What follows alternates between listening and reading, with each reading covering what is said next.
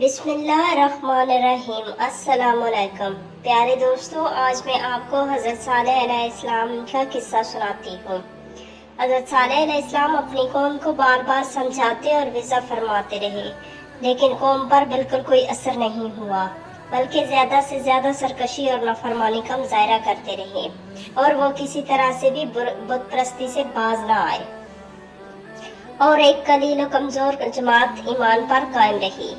और आखिरकार उन्होंने हजरत सालेह अलैहिस्सलाम को ज़िक पहुंचाने और अपने ख्याल में लाजवाब करने के लिए नाका का मुझसे का मुतालबा किया।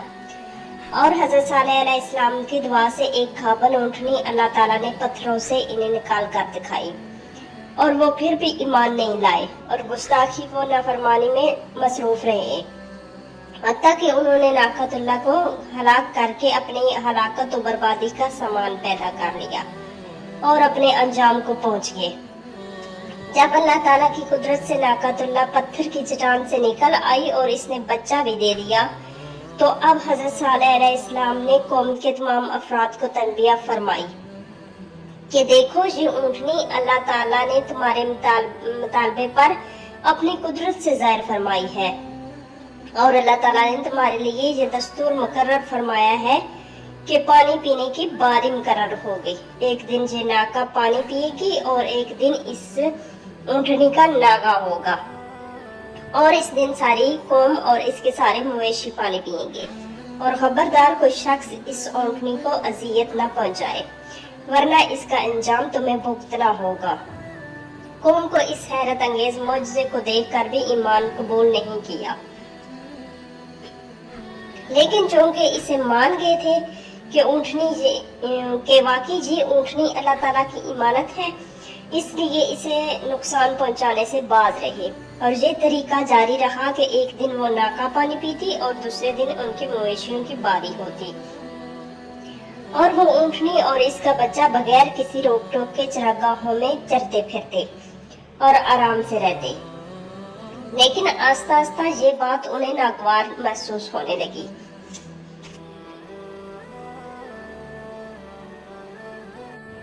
और ये लोग इस ऊँटनी से निजात पाने के लिए आपस में सलाह मशवरे करने लगे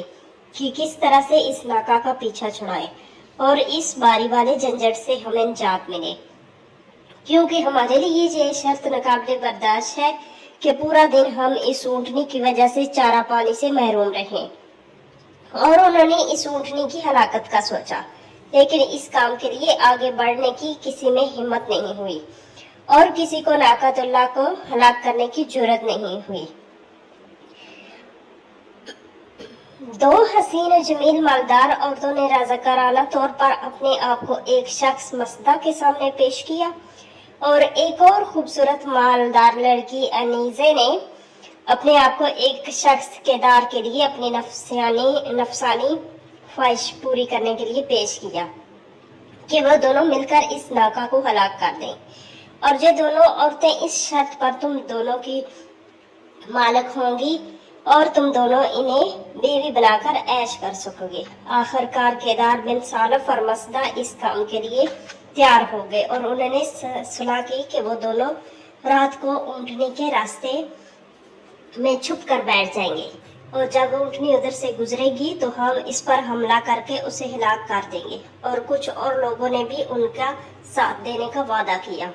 गर्ज उन्होंने ऐसा ही किया, और इस तरह से साजिश करके उन्होंने ऊँटनी को कत्ल कर दिया। और इसके साथ ही उन्होंने ये सुलह ठहराई और खुफिया तौर पर आपस में ये तय कर लिया कि रात को हम लोग एकदम से हमला करके हजरत सालेह अलैहिस्सलाम और उनके अहल व अजाल को भी कत्ल कर देंगे, और इनकी कौम और कबीले के लोगों को कसमें खाकर यकीन दिलाएंगे कि ये काम हमारा नहीं, और इस तरह से इन्हें मुतमिन कर देंगे। और ऊँटनी की हलाक होते ही इसका बच्चा चीखता चलाता पहाड़ पर चढ़ गया और पहाड़ी के अंदर ही गायब हो गया। हजरत सालेह अलैहिस्सलाम को जब नाका की हलाकत का मालूम हुआ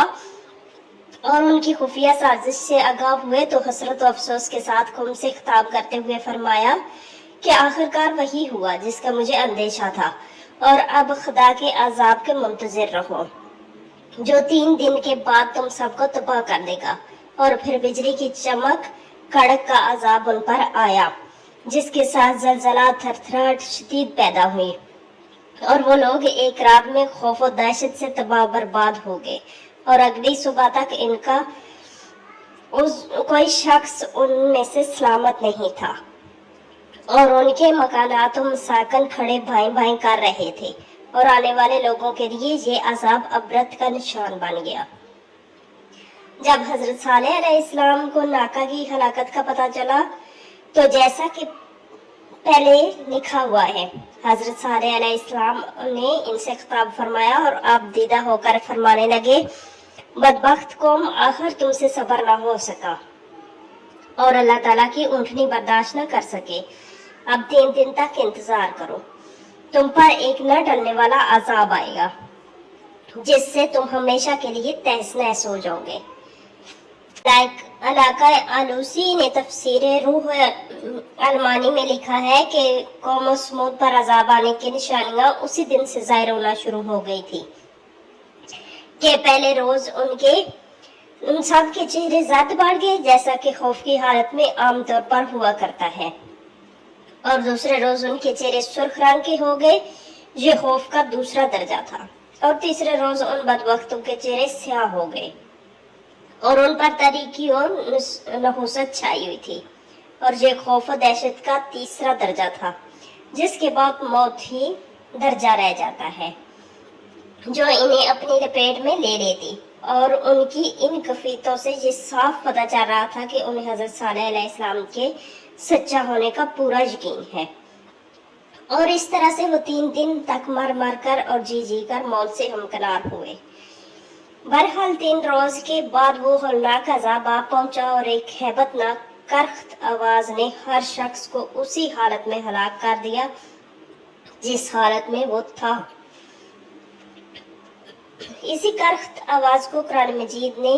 किसी जगह साइका, कड़कदार बिजली, और किसी जगह रजफा, जलजला पैदा करने वाली, और किसी जगह तागिया, दहशतनाक फरमाया है। और तमाम चीजें एक ही हकीकत के कई रूप हैं ताकि लोगों को पता चल सके कि अल्लाह ताला के इस अजाब की हौलनाकियां कितनी गुनागो थी।